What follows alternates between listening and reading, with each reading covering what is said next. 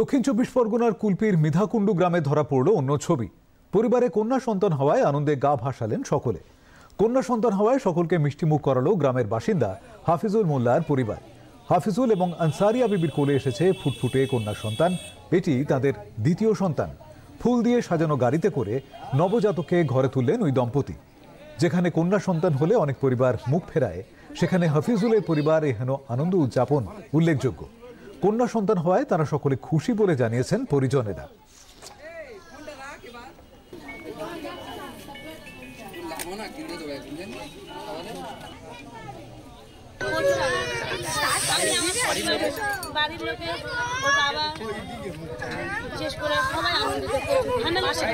কন্যা সন্তান হয় আমরা অনেক খুশি হয়েছি। প্রথমে একটা ছেলে ছিল, এখন কন্যা সন্তান হয় অনেক খুশি হয়েছি আমরা।